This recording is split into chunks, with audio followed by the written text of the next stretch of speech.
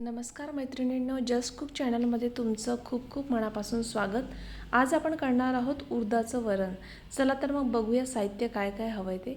आपल्याला साधारण 1 वाटी उडदाची डाळ घेतली आहे, साधारण पाव वाटी मी हरभऱ्याची डाळ घेतली आहे आणि टोमॅटो घेतले चिरलेले 2 आणि शेंगदाणे घेतले। सगळ्यात आधी उडदाची आणि हरभऱ्याची डाळ स्वच्छ धुवून घेतली, त्यामध्येच मी शेंगदाणे टाकले आणि नंतर हे 2 चिरलेले टोमॅटो सुद्धा यामध्ये घालत आहे आणि यानंतर मी 2-3 हिरव्या मिरच्या घेतल्या आणि थोडा आल्याचा तुकडा हे छान असं कुटून घेऊन याचं जाडसर वाटण ते सुद्धा टोमॅटो सोबत आणि डाळीसोबत घालत आहे। नंतर यामध्येच मी थोडी हळद घालणार आहे, साधारण 1 चमचा हळद घालणार आहे। नंतर ही सगळी डाळ मी कुकरमध्ये छान 4 ते 5 शिट्ट्या होईस्तोवर अशी शिजवून घेतली आहे। छान स्मूथ झाली आहे डाळ सुद्धा, तुम्ही बघू शकता। आता यानंतर एका कढईमध्ये मी साधारण 2 पळ्या तेल घेते, 2 चमचे। तुम्ही तेल कमी अधिक करू शकता आणि 1 चमचा मोहरी घातली, जिरं घातलंय, कढीपत्ता घातले 4-5 आणि कांदा घातलाय चिरलेला, बारीक चिरलेला। आणि कांदा थोडा परतला की मी यामध्ये थोडी कोथिंबीर घातली आहे आणि छान असं परतून घेणार आहे।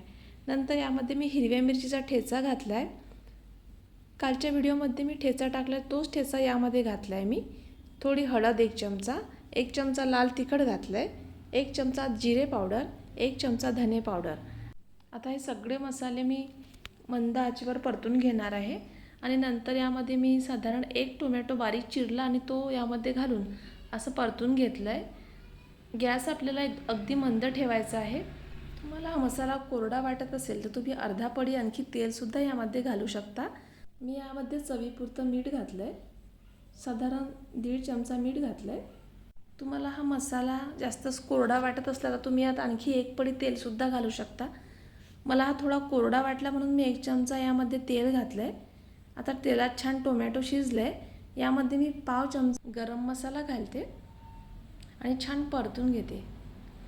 नंतर आपलं शिजलेलं उडदाचं वरण आणि हरभऱ्याची डाळ यामध्ये घालून छान 1 ते 2 मिनिटं परतून घ्यायचं आहे।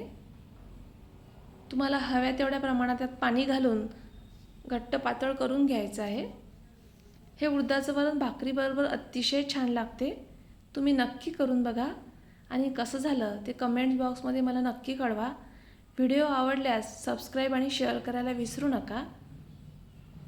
हे उडदाचं वरण कमीत कमी साहित्य वापरून झटपट होते आणि भाजीला काही नसताना छान पटकन बनवता सुद्धा येते। चला तर मग बनवून बघा हे उडदाचं वरण आणि कसं झालं ते मला नक्की कळवा आणि व्हिडिओ शेवटपर्यंत बघितल्याबद्दल सगळ्यांचे मनापासून आभार। धन्यवाद।